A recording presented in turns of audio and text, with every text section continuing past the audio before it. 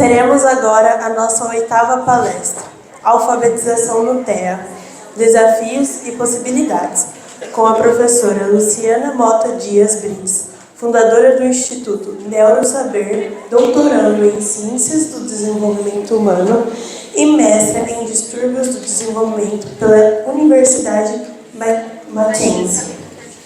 Pedagoga, psicopedagoga, psicomotricista, especialista em educação especial na área de deficiência intelectual e psicopedagogia clínica e institucional. Autora de vários livros, programas educacionais e palestrante. Seu livro Brincar é Fundamental, como entender o neurodesenvolvimento e resgatar a importância do brincar durante a primeira infância. Foi finalista dos 63 Prêmios Jabuti 2021 na categoria Ciências. Professora, a palavra é sua.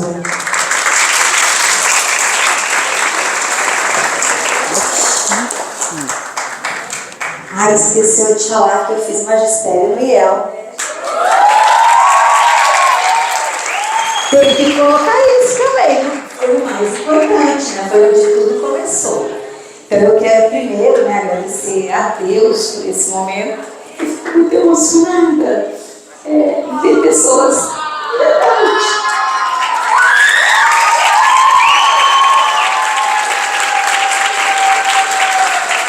Porque quando eu fui fazer magistério, todo mundo falava: você vai fazer magistério? Você é louca, você está doida, vai passar fome, você vai ficar louca, você vai fazer greve, você vai apanhar, você vai falar um monte de coisa. E mesmo assim eu quis fazer magistério, né? E quando eu fui fazer pedagogia, então, aí foi pior. Eu tenho um filme do meu irmão falando que ia me tirar da porta do palácio lá, que teve uma época na história, né, desse estado que os professores fizeram greve, né, apanharam. Foi uma situação muito horrível, né? Então, eu falava: não, eu quero ser professora, né? Então, para mim é uma emoção mesmo, muito grande, fico muito feliz em estar participando e saber que o meu começo foi no IEL. E eu fiz pedagogia na UEL, sou muito grata ao UEL, mas eu posso falar que eu tenho o chão na sala de aula, foi pelo IEL. Então, o IEL me possibilitou realmente a vivência do chão, da prática da sala de aula. Sempre quando eu dou as minhas palestras, né, no Brasil inteiro, o pessoal fala muito, né? Eu falei: eu sou da época do magistério, que agora é formação docente, né? Eu sou da época do magistério, quem é? Todo mundo levanta a mão e fala: mas essa era a melhor época, porque realmente a gente tinha a teoria e a prática. Então eu fico muito agradecida a Deus, agradecida a Silvana pelo convite, me coloco à disposição sempre que vocês precisarem, quiserem, estou super aqui à disposição, e que vocês saibam, né, que a gente tem o Brasil na mão da gente, porque tudo passa na mão do professor, do médico, do advogado, até o presidiário. Todos passam pelas nossas mãos. Isso é uma responsabilidade muito grande que a gente tem. E a gente precisa, né, olhar e ver essa questão com protagonismo que a gente merece, que o professor merece. Então, para mim, é uma alegria muito grande e vou estar aqui falando de um tema que é meu tema de estudo, de mestrado, de doutorado, né? A minha linha de pesquisa é em alfabetização. Então eu trabalho muito com a área de educação baseada em evidência, né? Que é o que realmente eu vejo que vai mudar a educação.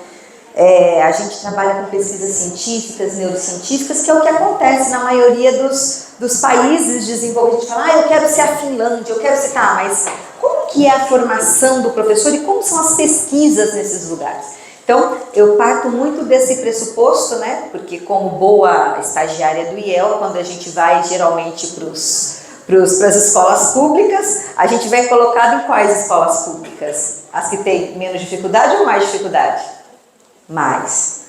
Geralmente, quando a gente ainda... Eu fui professora da rede de Londrina. Quando você faz concurso, para onde que te colocam? A gente fica nas escolas do centro e nas escolas das periferias. E geralmente a gente pega o quê? Uma sala de alfabetização.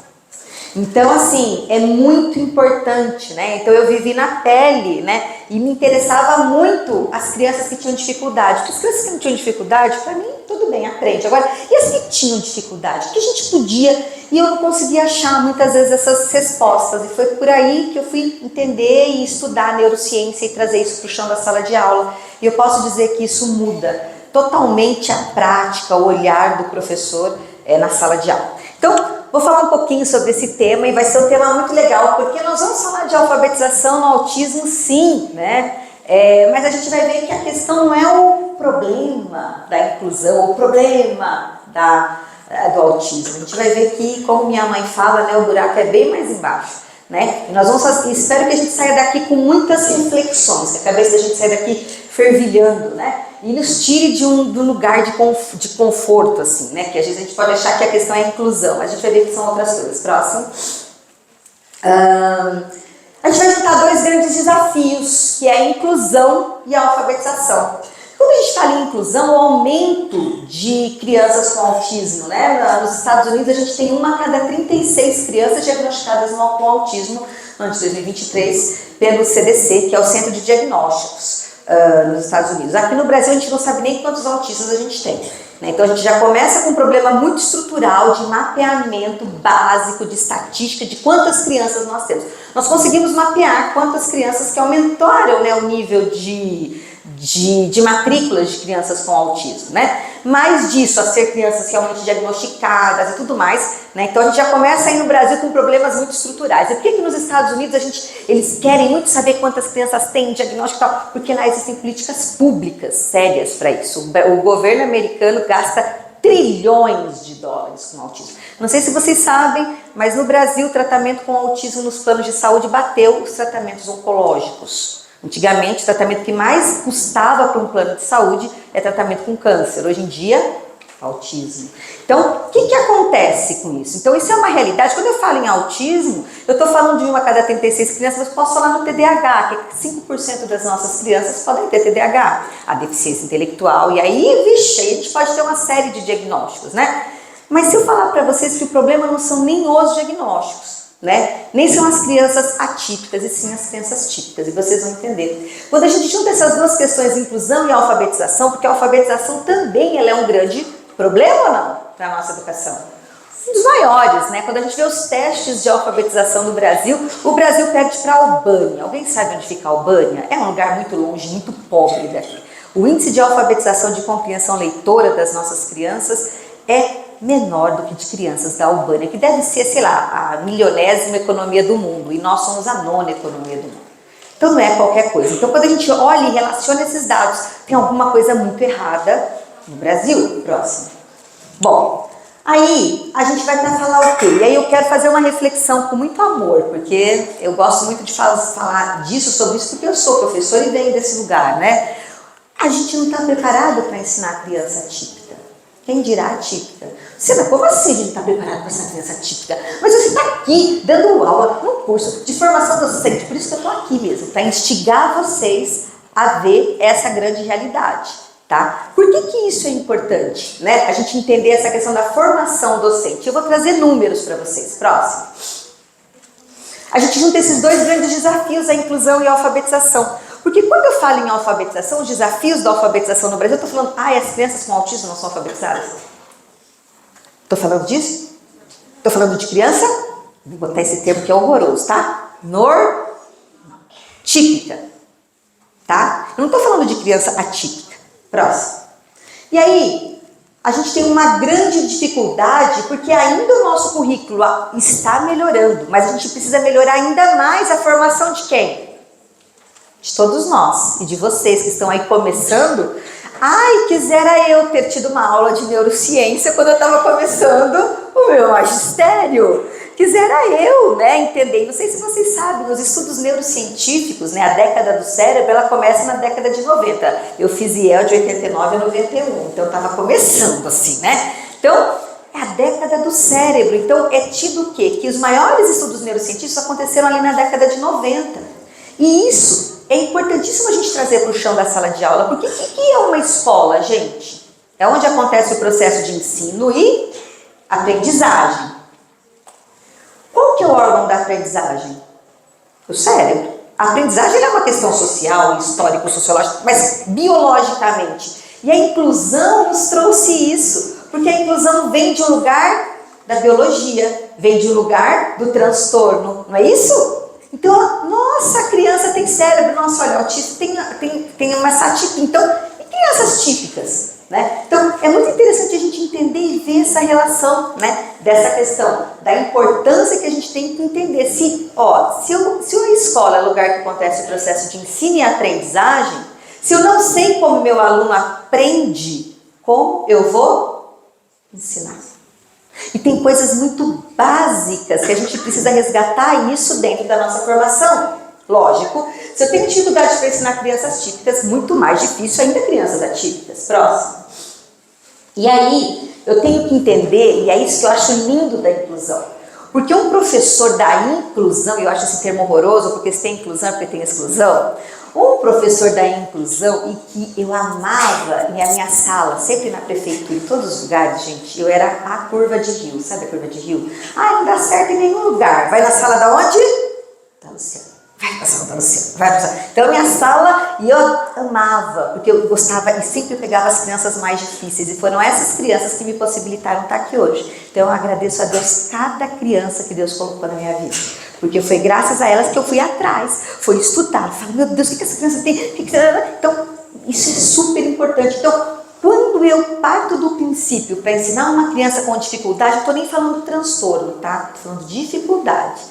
Uma criança com dificuldade, se eu sei ensinar uma criança com dificuldade, eu sei ensinar qualquer criança. Porque eu me capacito num nível muito melhor e eu consigo ensinar qualquer um, tá? Isso é muito importante. Próximo. E a alfabetização, a gente tem que entender por que ela é tão relevante no processo de inclusão. Eu tenho 3 filhos, né? Uma de 24, de 21 e um de 15. E aqui tenho várias mães, né? E vocês têm as mães de vocês. Se vocês perguntarem assim para as mães e tal, qual que é o seu maior sonho quando você fosse aprender a ler e a escrever? Alfabetização. Se você fechar o olhinho, quem que foi sua tia, né? Na minha época a gente falava tia ainda, né? Tinha alfabetização, lembro, Dona Jandira, do Nilo Peçanha, lembro de tudo. Porque foi um marco emocional. A alfabetização, a leitura e a escrita é um marco na vida de qualquer criança. Agora, vocês imaginem uma mãe que tem um filho com transtorno. O que essa mãe, quando recebe o diagnóstico, a primeira coisa que ela pergunta para o médico, para qualquer pessoa é: será que meu filho vai para a faculdade? Será que ele vai aprender a ler e escrever? Primeira coisa que ela pergunta. Porque a leitura e a escrita, ela meio que iguala essa dificuldade. Parece que a gente sai daquele ponto, né, ideal ali, que a gente consegue. Então, a inclusão, e detalhe, a inclusão é o ponto de partida para a escolarização de todas as crianças. Tudo parte de leitura e de escrita. Depois eu deixo os slides para vocês podem depois distribuir para as meninas, para os meninos, para todo mundo. Mas se quiser tirar foto, também pode tirar. Então, assim, é muito importante, porque a alfabetização é o primeiro degrau. Ler e escrever, beleza. E matemática? Eu preciso de leitura e escrita? Linguagem e matemática, tá? História, geografia, tudo precisa de leitura e escrita, tá? Então, a alfabetização, ela é a base do processo da escolarização e é a base da inclusão, porque uma criança atípica que lê, gente, metade do processo dela de inclusão já está o quê? Já está bem desenvolvido. Próximo. E olha aqui, quando eu falo para vocês, mas Luciana, esse negócio, isso daqui é aquele teste que eu falei para vocês, o PIRS. O que é o PIRS? Em 2023 foi feito um teste avaliando a capacidade de leitura de alunos do 4º ano do ensino fundamental. É aquele, sabe, acabou de alfabetizar, então eles mediram a capacidade de inferência. Então a criança acaba de ler, o que essa criança pegou desse texto? Os nossos alunos ficaram no quase penúltimo assim, lugar, de 43 ficou em 39, sabe? Então, 39º lugar. Então, é a primeira participação do Brasil. Então, o que mostra que, peraí, será que eu estou ensinando criança atípica a ler e escrever? Então, como eu vou ensinar a criança atípica? Próximo. E olha isso daqui, vocês sabem como é o nome disso aqui? Isso aqui a gente tem que saber. É o PISA. É o Programa Internacional de Avaliação. O que é esse PISA, Luciana? A OCDE, que é um órgão, né, mundial, eles avaliam a qualidade das habilidades de leitura, matemática e ciências, né? E aqui, ó, a gente tem o PISA de 2022, que saiu. Vocês estão vendo ali, ó, a leitura começou no ano de 2000, tá? A avaliação da OCDE, né? Então, olha lá, 3.8. Aqui está falando de criança atípica, de criança autista. Gente, dado de criança... E matemática, então? Olha a matemática ali. Saíram os dados do IDEB, né? Então tá todo mundo assim também, né? Todo mundo, ai meu Deus, enfim. E é muito legal a gente trabalhar com dado. Isso é uma coisa muito importante que a gente, enquanto professor, a gente precisa começar a colocar na nossa prática. Porque os indicadores, os dados... Você não tem dado, eu não sei se tá bom ou se tá ruim. É igual quando a gente sobe na balança. A gente vai saber se tem que fechar a boca, se tem que... Não é verdade? É um indicador o peso, não é? Isso daqui também é um indicador, que vai fazer o quê? A gente traçar estratégias. Olha o Brasil. A OCDE ela fez uma avaliação, ela falou assim, que o Brasil só ia conseguir ter níveis de países desenvolvidos daqui a 240 anos em compreensão leitora. Mas, gente, olha aqui. 3.9 ali, né? Olha lá, 3.9. Aumentou para 4 ponto alguma coisa em 22 anos. Em 22 anos a gente aumentou 4 pontos. Para a gente poder ter nível de Finlândia, de Inglaterra, são 240 anos. Vocês sabem o que é isso para um país? O custo que isso tem? Próximo. Então, eu preciso entender como esse meu aluno aprende. O típico, o atípico, eu preciso entender como gente aprende. E gente que é criança é muito legal. Porque criança tem habilidades, tem questões que são peculiares esse cérebro. E é muito legal a gente entender sobre isso. Próximo. E aí, eu entro com as neurociências. Então, as neurociências são esse campo de estudo, né, que na década de 90 começa a estudar como que é o funcionamento cognitivo das redes neurais, a relação com o comportamento. Por quê? Porque isso também é uma máxima, né? Comportamento. A gente precisa colocar o quê? Começar a colocar disciplinas que trabalham a questão comportamental. Por quê? Porque muitas vezes a gente só foi cair a ficha para o comportamento quando a gente recebeu um aluno autista na sala da gente. A gente descobriu que tem um trem que chama ABA. Análise aplicada. Nossa, tem esse negócio de ABA, olha que legal, mexe com comportamento. Aí eu pergunto, vocês acham que é só criança com TEA que tem problema de comportamento? Essa mesma pesquisa do ano de 2018 falou que o Brasil, né, esse dado de 2018, que o Brasil é o país em que a gente mais perde tempo manejando o comportamento de aluno. A gente perde de 20% a 30% chamando a atenção do aluno, ao invés de dar conteúdo. Olha como o indicador é importante. Olha como a gente medir as coisas é importante. Então, aí a gente tem toda essa questão da cognição, com os mais variados processos, né? Enfim, próximo. E olha que legal, né? Para que serve a neurociência? Primeiro, eu vou entender como esse cérebro aprende. Eu vou entender modelo de processamento de informação, sim. Quer ver um modelo de processamento? Primeiro eu tenho leitura, depois eu tenho escrita. O cérebro funciona assim. Tanto que, quando eu quero passar no vestibular, o que vale mais ponto? Redação. Mas para eu ter uma boa redação, eu tenho que... Olha só, e com a criança não é diferente. Primeiro eu tenho que melhorar muitos aspectos da leitura e da fluência leitora, para depois essa criança ter fluência de escrita e estruturação de escrita. Tá? Outro modelo de processamento de informação. Ai, mas meu aluno não aprende, Luciana, o que eu faço? Eu preciso fazer com que ele melhore a memória. Eu falo A, lá no outro dia ele fala B, ele não guarda e tal. Os mecanismos cognitivos, eles estão correlacionados. Por exemplo, a atenção, aqui, ó, a atenção... Ela está muito ligada... Esse aqui é meu já, né? A atenção, ela está muito ligada com memória. Então, se eu quiser ter um bom processo de memorização, eu tenho que aumentar os meus níveis atencionais. Atenção, memória e aprendizagem. Se eu não tenho atenção, eu não memorizo. Se eu não memorizo, eu não aprendo. A memória, ela é uma ferramenta importantíssima para o processo de aprendizagem. Mas eu preciso aumentar os meus níveis de atenção. E como que eu aumento o nível de atenção? Já ouviram falar em dopamina, dopamina? Então, pois é, esse negócio de neurotransmissor.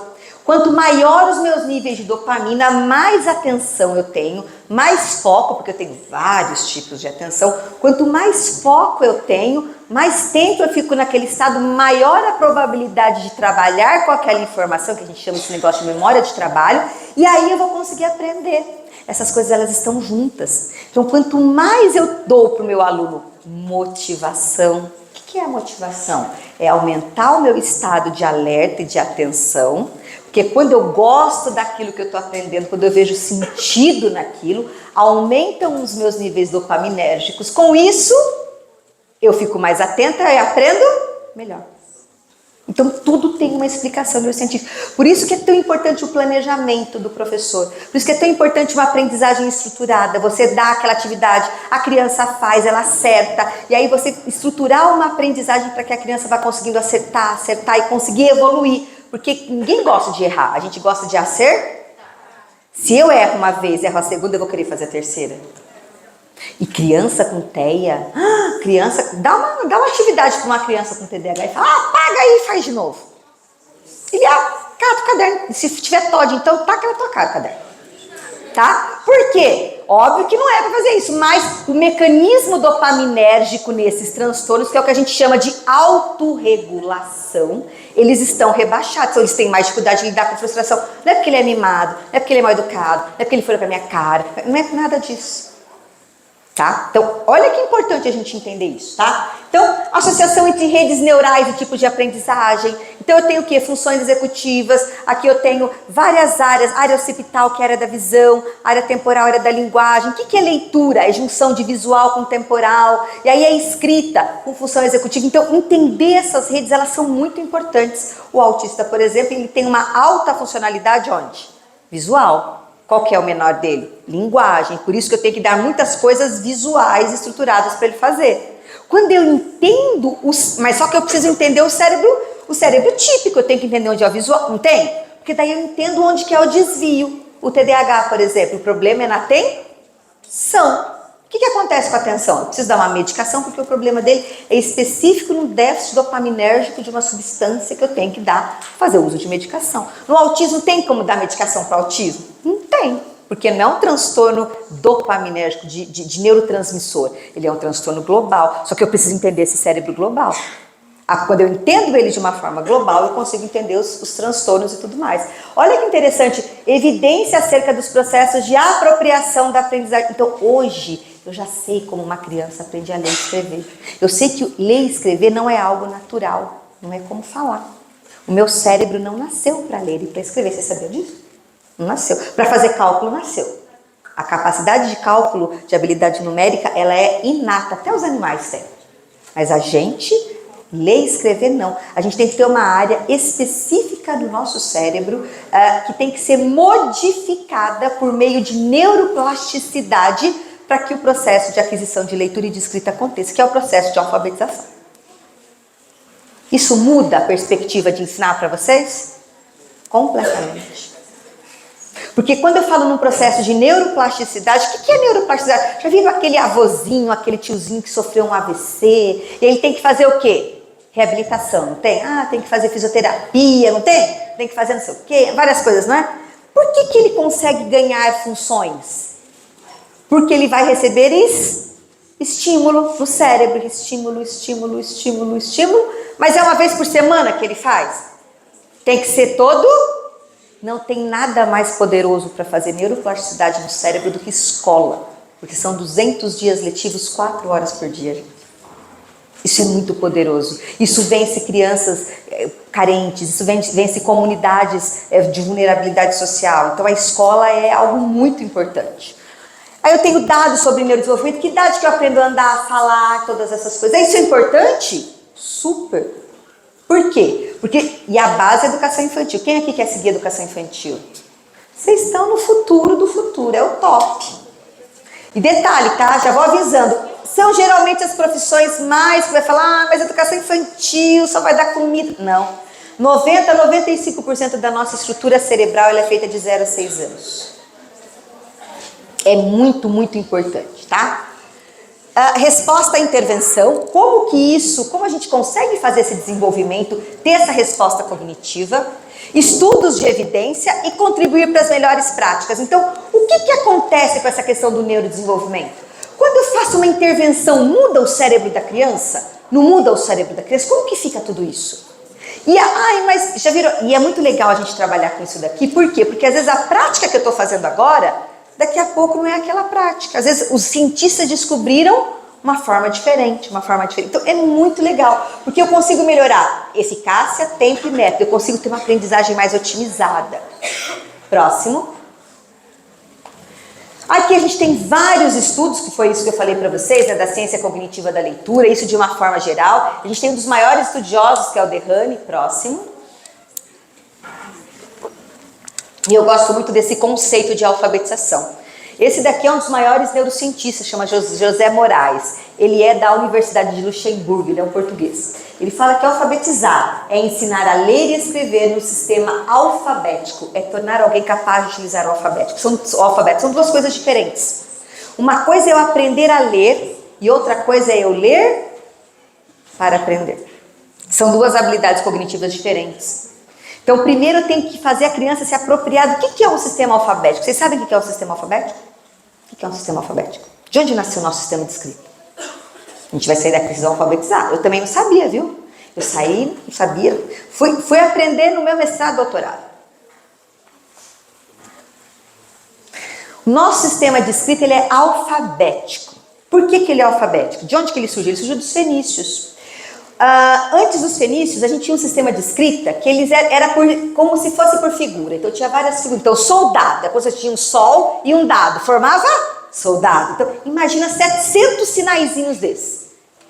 A gente não dá conta de ensinar os bichinhos 26 letras do alfabeto. Imagina 700 sinais. Pode falar. A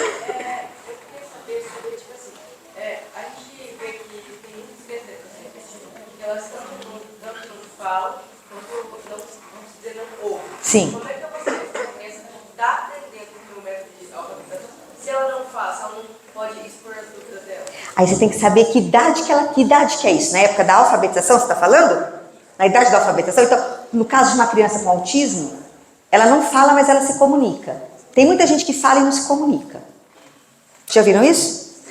Fala é diferente de comunicação. A gente tem que garantir a comunicação da pessoa. E eu consigo me comunicar, por exemplo, de forma não verbal. Você consegue saber se eu estou aqui falando feliz ou triste, não consegue? Porque eu estou me comunicando não verbal. A estrutura de comunicação, e a gente pode até falar nisso em outra hora, porque eu tenho pouco tempo e eu queria muito falar mais para vocês. Mas assim, a estrutura de comunicação, ela começa com a comunicação não verbal, que é com gesto, quando eu sou bebê. Quando eu sou bebê, aquelas bobices que a gente fala, isso, a criança está sabendo, sabe de tudo. Tanto que o autista, qual que é a dificuldade dele em reconhecer? Emoção. Por quê? Porque é uma linguagem não verbal. Então, a fala é igual ler e escrever. Ler e escrever é o final da linha. Para desenvolver o final da linha, tem aqui, ó, um monte de coisa. Fala é a mesma coisa. Então, você tem que garantir a comunicação, não a fala. Porque tem autista que faz aquilo ali, blá, blá, blá, blá, blá, blá, blá, blá, blá, blá, ele tá falando, blá, blá, blá, blá, blá, blá, blá, tá falando, ele não tá falando? Tá, mas não tá se comunicando? Como que você consegue a comunicação? Você tem que trabalhar ou com uma comunicação suplementar, alternativa, aumentativa. E a primeira coisa para um processo de inclusão é a comunicação, no caso do autismo. Por quê? Porque quem não se comunica se trumbica e não aprende também. Porque vocês só estão conseguindo aprender aqui porque a gente está estabelecendo uma forma de comunicação. Faz sentido? Gostei da pergunta. Vamos continuar aqui. Então, o que é o sistema alfabético? Os fenícios, eles fizeram o que? Eles pararam, falaram assim, por que esses 700 sinais, a gente não para, pensa nos sons da fala, para cada som, a gente faz um sinalzinho aqui, ó. E aí, a gente consegue mapear a nossa fala e em cima disso, a gente consegue escrever o que a gente quiser, ou não? Foi aí que surgiu o nosso primeiro sistema de escrita alfabético. O fenício, depois o grego, que trouxe as vogais, e depois a gente tem o latim. Então, olha que interessante. A base do nosso sistema de escrita. Já ouviram falar de consciência fonológica? A minha linha de pesquisa é toda em literacia emergente. Consciência fonológica foi isso que esses fenícios fizeram. Vamos parar e pensar no som da fala. É parar e pensar no som da fala. Isso é consciência fonológica. Por isso que ela é base para a alfabetização de qualquer pessoa. Gente, alfabetizar criança típica, atípica, autista, TDAH, é tudo a mesma estrutura. Quando você entende a estrutura, você modifica a adaptabilidade do transtorno, você alfabetiza. E eu vou mostrar aqui para vocês, porque aqui é evidência científica, a gente tem que mostrar o que está acontecendo, tá? Então, isso que é alfabetizar. Então, primeiro ela tem que entender esse código, para depois ela utilizar isso de uma forma compreensão leitora. Então, o objetivo não é a decodificação, mas ela tem que partir dessa decodificação para a compreensão. Porque senão o nosso cérebro, se ele não fizer esse processo rápido de decodificação, ele fica assim, ó, alfabeto. Quem já não viu criança fazer isso? Não faz isso? Por quê? Porque ele ainda está decodificando, não pode, isso tem que ser rápido, o cérebro tem que guardar o que? A compreensão, alfabetizar isso. A decodificação é rápida e a compreensão tem que ser elaborada. Isso os cientistas já mostraram. Próximo. E olha que interessante. Olha aqui, ó, quando eu ouço palavras, quando eu vejo, quando eu falo e quando eu penso palavras, o meu cérebro, ele trabalha diferente em cada uma dessas formas. Se eu, enquanto professor, no chão da sala de aula, desconsiderar isso, estou desconsiderando a aprendizagem do meu aluno. Próximo. E aí nós vamos falar um pouquinho do que é essa evidência científica, que eu convido vocês que estão entrando nessa área da educação, comecem a estudar sobre educação baseada em evidência, tá? O que você acha que produz mais efeito no aluno? Ler história ou utilizar jogos? Qual o número de alunos? Então a gente na sala de aula fala assim, o que eu acho? Não, olha, pra mim tem que brincar, pra mim tem que... E daí? Não tem eu acho, tem o que as pesquisas falam. Eu não vou falar o que eu quero, não, eu acho, não, porque sala de aula não é lugar para achismo. Um médico pode matar um professor mata 30. É muita responsabilidade. E aí tem gente que fala, não, cada um tem seu jeitinho. Não, óbvio que a gente vai o quê? Respeitar a questão social, a gente vai, mas existem questões que são padrões, e é isso que aqueles países que ficam em primeiro no PISA, que ficam se destacando e tal, é isso que esses países trabalham. Nenhum programa educacional governamental, seja na Alemanha, Estados Unidos, Finlândia, na China, qualquer lugar que vocês, não faz se tiver pesquisa mostrando que aquilo funciona. Próximo. E quando a gente fala nisso, a gente fala no quê? Que essa estrutura de educação baseada em evidência, ela ajuda os educadores a identificar com confiança métodos, práticas que funcionam. Gente, isso aqui está falando que é receita de bolo que vai funcionar para todo mundo? Não. Mas se funcionar para 70% dos alunos, tá bom? Vixe. E 80%? Vixe. E vocês sabiam? Eu tenho um livro com a Roselane que fala, né, educação baseada em evidência, o que todo o professor precisa saber. Nesse livro a gente coloca lá em escala, tarefa, quanto que tarefa é relevante? Quanto que educação em pares? Quanto feedback? Quanto que instrução explícita? Tem uma tabela, já tem pesquisa que mostra isso. Olha que bacana a gente poder usar isso na nossa sala de aula, né? Então, ó, é que as práticas educacionais têm que ser baseadas em evidências disponíveis ao invés de tradição. Já viram a educadora Gabriela? Não, eu nasci assim, eu cresci assim, vou morrer assim. Gabriela, você é assim? Não, eu sempre fiz desse jeito. Vai ser assim. Não é assim. A neurociência está aí para mostrar super, né? Julgamento pessoal, não, eu acho. Não, eu gosto do teórico e educação é meio complicado. Eu gosto do fulano. Era o Piaget, era o Vygotsky, era não sei quem, os coitados morreram, entendeu? O povo briga ainda, né? E tudo bem que a gente tem que, óbvio, né, respeitar o grande legado teórico que eles deixaram. Mas existem muitas questões que, por exemplo, que o Piaget colocou que já foram refutadas, como, por exemplo, a questão da lógica matemática, por exemplo, que a matemática é intuitiva. Quer dizer que tudo que o Piaget falou é ruim? Nossa, é ruim? Não. Montessori é maravilhosa, sim, mas a Montessori falou que a gente primeiro aprende a escrever, depois a ler. Só que ela estudou quando, gente? 1920, não tinha neurociência. Quer dizer que tudo que a Montessori falou é ruim? Não. E por que a gente fica assim, botando um brigando contra o outro? Não, porque eu sou do fulano, eu sou do Beltrano, e o aluno lá tá lá, né? 60% dos alunos sem ser alfabetizados. Próximo. É o que é? Teoria e prática. E a gente tem que tomar muito cuidado, porque a sala de aula é o quê? Prática. Eu brinco que sala de aula é onde o professor chora e o coordenador não vê. É isso, gente. Vocês estão indo. E detalhe, vocês sabem que vocês estão indo, né? Porque depois você fala assim, eu dou muita palestra para redes, assim, de 5 mil educadores, né? Oi. Professora, faltam 10 minutos. 10 minutos, tá bom, obrigada. Faltam 10 minutos. Vem outra hora para a gente conversar. Então, o que é interessante a gente estar falando e estar vendo essa questão, né? Que ele fala, não, mas, não é educação. Vocês sabem que vocês estão entrando num lugar que é difícil, vocês estão sabendo? Sala de aula é para fraco? É para forte, não é qualquer um que aguenta na sala de aula, não. É ou não é? Sabe aquela coisa, não namora o menino, não casa com o menino. Não, quando ele casar vai mudar. Não muda.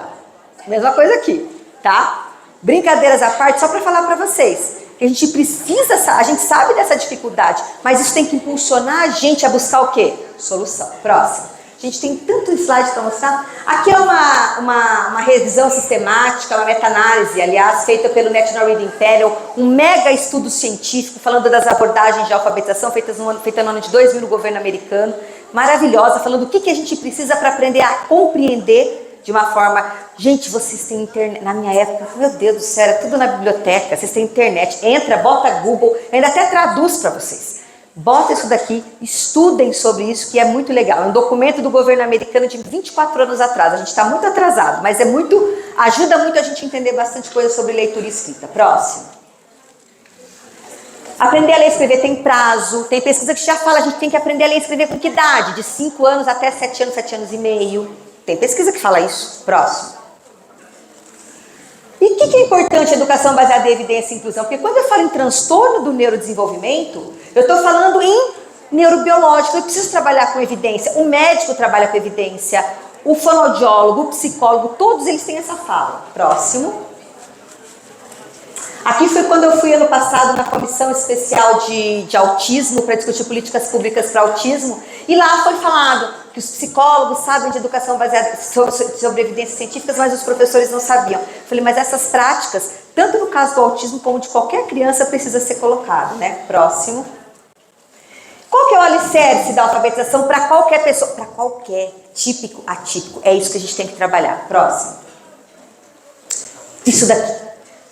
Isso aqui é uma cordinha que chama da escarabolho. Então, para eu ter leitura fluente, eu preciso trabalhar 2 campos importantes cognitivos. Compreensão de linguagem, conhecimento, vocabulário, tudo isso é estratégico. Mas eu também preciso trabalhar identificação de palavras, consciência fonológica, decodificação de conhecimento, tudo isso daqui. Isso aqui é um plano de estruturação para desenvolvimento da alfabetização de qualquer criança. Próximo. Quais são os precursores, próximo, da alfabetização, que é a base? Eu tenho habilidades preditoras e essas habilidades eu desenvolvo onde? Na educação infantil. Vai chegar lá em cima. Próximo. Isso daqui foi um estudo falando mais de 8 mil artigos científicos. O que uma criança tem que sair da educação? Isso aqui precisam tirar foto, hein? Próximo. Tira foto. Qualquer criança, adolescente, adulto, típico, atípico, tem que desenvolver essas habilidades. Conhecimento alfabético. Conhecer o nome da letra, a escrita da letra e o som da letra. Consciência fonológica. Habilidade de percepção da sonoridade. Criança, adolescente, adulto. Não muda, tá? Nomeação automática de letras e de objetos. Escrita ou escrita do nome. Então, um programa de educação infantil, gente, para estimulação de habilidades preditoras, tem que trabalhar com isso. Conceito sobre escrita. Tudo isso daqui. Depois vocês baixem o relatório que ele já está traduzido. Próximo. E isso aqui é receita do bolo, tá? Volta lá. Já viram receita de bolo? Tem os ingredientes, farinha, chocolate, fermento. Próximo. Esse aqui é o modo de preparo. Como que eu vou trabalhar a consciência fonológica? Como que eu vou trabalhar a nomeação? Como que eu vou trabalhar conhecimento? Como? Não adianta eu ter o ingrediente, eu tenho que ter o quê?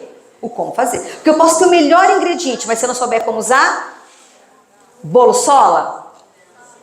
E eu posso fazer da melhor forma, mas se eu não souber o que fazer, próximo. Abordagem multissensorial, instrução explícita, instrução fônica. Próximo. O que é isso? Abordagem multissensorial. Quando eu for trabalhar letras, principalmente letras, a gente está falando de alfabetização. Ver, sentir, ouvir, abordagem multissensorial, porque eu estou tendo diversos canais. Isso daqui para criança com autismo é muito importante. Próximo. Olha uma pesquisa aqui, ó. Foi feita. Isso aqui é programa baseado em evidência. Pegaram crianças da educação infantil de Ribeirão Preto e fizeram um programa de estimulação baseado em programa multissensorial. E viram essas crianças de risco, antes e depois. Foi muito legal, convido vocês a verem o artigo, é gratuito, enfim. E aí você consegue ver o que é uma pesquisa científica. Então, viram essas crianças que tinham dificuldade na pré-escola, trabalharam com elas, depois mediram elas de novo e viram que quando trabalhar com olhar, ver, sentir, de forma multissensorial, diminuir essas dificuldades. Próximo. Instrução explícita, eu falo para a criança, faço junto com a criança, depois a criança faz sozinha. Isso é uma abordagem de heteronomia para autonomia. Como que a gente aprende? Por imitação. Como que a gente imita? Eu primeiro olho, faço junto com a criança, depois ela faz sozinha. Próximo. Então aqui tem a etapa de modelagem, prática guiada independente, quer dizer, eu faço, depois faço junto e depois a criança faz sozinha. Isso aqui é uma abordagem importantíssima para autismo, para qualquer transtorno, mas para autismo principalmente. Próximo. E instrução fônica, que é juntar, mostrar para a criança como faz essa relação letra-som. Próximo. O que é a instrução explícita e a abordagem fônica elas fazem? Elas ajudam o pensamento de ordem superior. Então, como ela é direta, ela não fica enrolando, ela faz de uma forma mais objetiva, aumenta o nível de atenção, de memória, e eu vou fazendo prática, porque lembra que eu preciso da repetição para melhorar a minha memória. A memória, ela vai aprendendo a partir do momento que eu vou fazendo essa repetição. E na instrução explícita é legal, porque eu faço, depois faço junto com a criança, depois a criança faz sozinha. Então são práticas que são lúdicas, não é aquela prática robótica, né? Uma prática mais gostosa de fazer. Próximo. E a instrução fônica precisa ajudar os professores a mostrar de forma, eu já estou terminando, tá, gente? De forma explícita e sistemática, como que eles vão fazer essa relação letra-som. E por que eles estão aprendendo isso? Próximo. Aqui também tem mais um pouquinho, já está acabando, né? Falando que ensinar as crianças para lembrar. Por quê? Porque o alfabeto é um sistema mnemônico. Quando eu sei cada som de cada letra, eu consigo montar qualquer palavra. Próximo. E aqui tem esse site, sugiro que vocês entrem. É um projeto que chama Project Start, nos Estados Unidos, tá? Aqui é um projeto que trabalha muito com inclusão. Então, o que eu tenho que olhar para a criança com autismo na alfabetização? Teoria da mente, linguagem literal, comportamentos repetitivos, linguagem e comunicação. Então, são todas as áreas que estão defasadas no caso do autismo. E eu preciso, quando utilizar consciência fonológica, tudo aquilo que eu mostrei para vocês, eu tenho que fazer uma relação com essas habilidades. Próximo. E, em alguns casos, o autista apresenta até hiperlexia. O que é hiperlexia? Tem criança de 2 anos que sabe ler sozinha. Ler não, decodificar, ela não sabe compreender. Então, em alguns casos, algumas crianças com autismo, elas costumam ser até melhores, né, nessa parte de decodificação, mas a associação de palavras e semântica costuma ser pior. Próximo. Aqui tem um programa americano, né, não deixe nenhuma criança para trás, então, aqui também mostrou a importância da questão que muitas crianças com autismo, elas conseguem decodificar mais rápido até do que o QI mostrava. Próximo. O que eu tenho que olhar no TEA? Comorbidade. O autista nunca é uma coisa só. O que define o autista é comorbidade. Eu tenho um autista que ele pode ter deficiência intelectual ou não ter deficiência, altas habilidades. Verbal, não verbal. Então, eu tenho um espectro muito grande. Então, olhem muito mais para as comorbidades, porque para alfabetizar uma criança com TEA, com deficiência intelectual, é totalmente diferente do que uma com altas habilidades, que é totalmente diferente que uma não verbal, porque a gente alfabetiza a criança não verbal, um autismo, tem muitos casos. Como que tem que ser? A base da comunicação e supervisual, tem que ter uma estrutura visual muito bacana para a criança aprender. A conscientização dos pais, então você tem que baixar o nível de ansiedade desses pais, né? E trabalhar com instrução explícita, que eu já mostrei para vocês. Próximo. Todas as mesmas estruturas que eu vou trabalhar com uma criança típica, vou trabalhar as mesmas habilidades. Já deixo você falar, tá? Deixa eu só terminar a apresentação. Próximo. E será que funciona? Vamos ver. Próximo. Eu fui em Arapeí. Próximo. Eu queria que passasse o vídeo agora para mim. Dá uma olhadinha nesse vídeo. Isso. Vê se dá para passar o vídeo. É rapidinho, acho que é 1 minuto e pouquinho.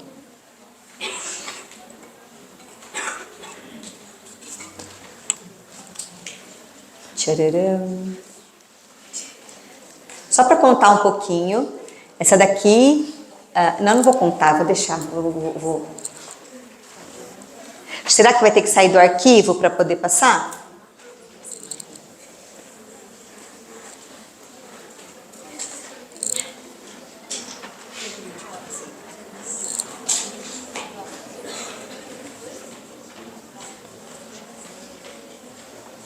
Deixa eu só. Vai conseguir, não? Não, tranquilo. Qualquer coisa pode sair, isso. Olha, se não fosse muito importante, de verdade, eu não faria questão. Essa daqui é a Maria Clara, vou falando enquanto isso para a gente ver a questão do tempo. Ela é uma menina de 14 anos. diagnóstico de TEA. O sonho de Maria Clara era aprender a ler e escrever, o sonho de Maria Clara. Mas essa cidade de Arapeí, ela já tinha passado pela mão de todos os professores. Ela estava no 8º ano. E passou na mão de todo mundo, na mão de todo mundo. E aí chegou na mão de uma aluna nossa, de um dos nossos cursos, de um dos nossos programas de alfabetização, que é o ProLeia, que é essa que é a Vânia, né, que está ali do lado. E aí ela perguntou para Maria Clara, qual que é seu sonho? Ai, meu sonho é aprender a ler e escrever. Aí a Vânia falou, meu Deus, mas essa menina já passou na mão de todo mundo aqui. Todo mundo falava, e essa daí? Pode esquecer. Essa daí não tem jeito, essa daí não tem solução, e não adianta, né? E aí eu fui para essa cidade, né? Porque eu sempre visito as prefeituras, né, que implementam os nossos programas, os nossos cursos, e fui lá, e eu fui recebida e fizeram uma homenagem para mim, e foi muito bacana. E aí eu queria mostrar, não sei se vai dar, se não der tudo bem, a gente passa, vai dar. Olha lá, escuta.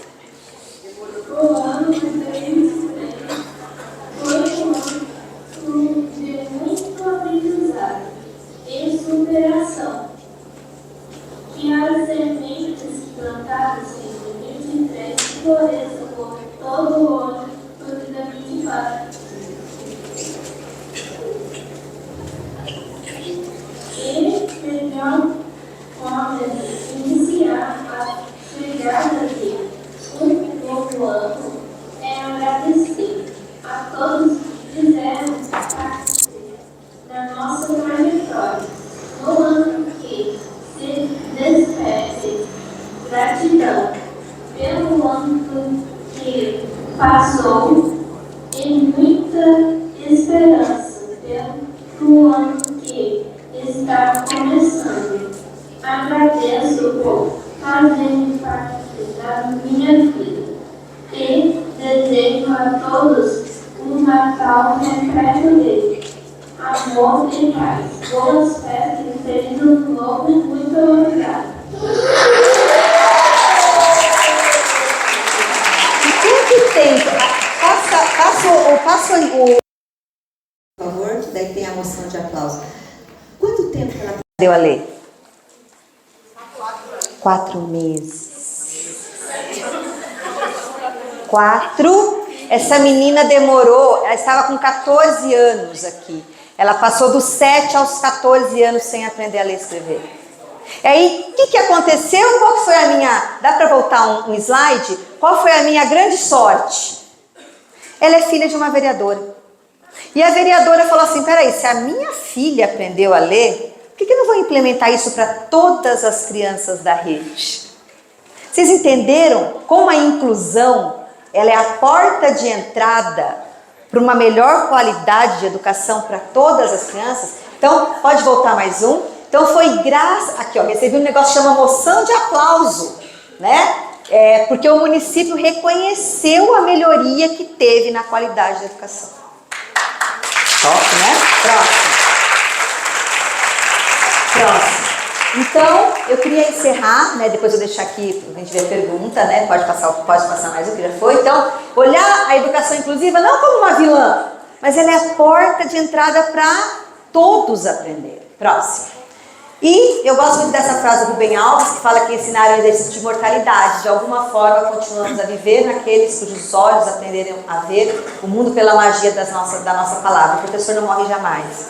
Que a gente saia daqui entendendo, gente, que a gente toca a vida e vida de pessoas que são extremamente importantes, que são crianças, são pessoas em desenvolvimento. Deus coloca elas nas nossas mãos e nós temos muita responsabilidade com isso.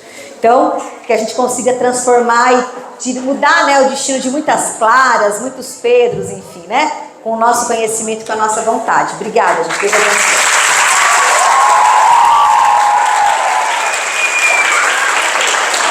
Convidamos agora a aluna Laiane, da turma 3º A, para que faça a honra de entregar um mimo à professora Luciana Mota Dias Brits, em sincero agradecimento por seu prestígio e contribuição inestimável ao nosso evento. Sabemos o quanto é requisitada e nos sentimos honrados com a sua presença. Muito obrigada. Obrigada. Quer tirar uma foto? Ai, obrigada, meu amor. Obrigada.